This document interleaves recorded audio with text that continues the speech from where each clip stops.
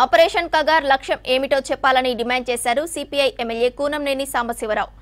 ఎంతమంది మావోయిస్టులను చంపేశారో white paper release చేయాలని demand చేశారు. మావోయిస్టులపై ఉన్న ద్వేషం టెర్రరిస్టులపై కేంద్రానికి లేదన్నారు కూనంనేని.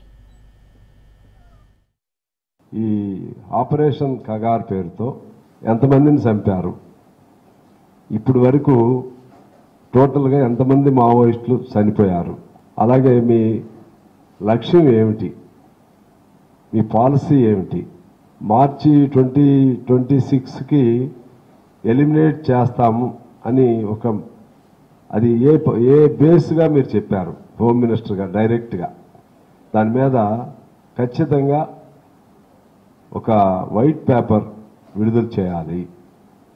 అలాగే రాష్ట్ర ప్రభుత్వ పాత్ర ఏమిటో కూడా ఎందుకంటే మన సరిహద్దుల్లో జరుగుతున్నాయి, మన తెలుగు వాళ్ళు కూడా మావోయిస్టుల పేరుతో మన వాళ్ళని కూడా చంపుతున్నారు. అందులో ఆ పోలీస్తో మన పోలీసు కూడా జాయింట్ ఆపరేషన్ చేస్తుంది. దానిపైన కూడా మన రాష్ట్ర ప్రభుత్వం తన విధానం ఏమిటో చెప్పాలి. మావోయిస్టుల పైన ఉన్న ద్వేషం, కసి టెర్రరిస్టుల పైన లేదని అర్థమవుతుంది. టెర్రరిస్టులు వారి దృష్టిలో దేశభక్తుల లేకపోతే దేశ శత్రువుల బీజేపీ వాళ్ళు చెప్పాలి. ఎందుకంటే 2 days ఎయిర్ స్ట్రైక్స్ చేసిన తర్వాత ట్రంప్ చెప్పాడనే పేరుతో డిప్లొమాటిక్ డిస్కషన్, డిప్లొమాటిక్ డైలాగ్ కోసం మేము మాట్లాడట్లేదు కానీ దౌత్యపరంగా మాట్లాడతారు అని వాళ్ళతో మాట్లాడడానికి నువ్వు సిద్ధపడ్డావే. మావోయిస్టులతో పీస్ టాక్ ప్రారంభించండి అని దేశమంతా గగ్గోలు పెడుతున్నా మావోయిస్టులతో నువ్వు ఎందుకు మాట్లాడట్లేదు అంటే, టెర్రరిస్టులతో మాట్లాడతావు, మావోయిస్టులతో మాట్లాడు.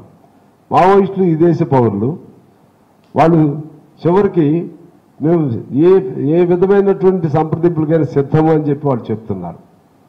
అవసరం అనుకుంటే ఆయుధ విసర్జనకు కూడా, ఆయుధాలు త్యజించడానికి కూడా వాళ్ళు అనలేదు. కానీ కూర్చుంటే ఆ వైపుగా కూడా మంచి జరిగే అవకాశం కూడా ఉండేది. కానీ వాళ్ళకి అది లేదు. అది ఎప్పుడు కూడా ఆ భూతం, ఆ బూచి చూపెడుతూనే తమ పబ్బం గడుపుకోవాలనే ఆలోచన బీజేపీ పాలకులకు ఉంది.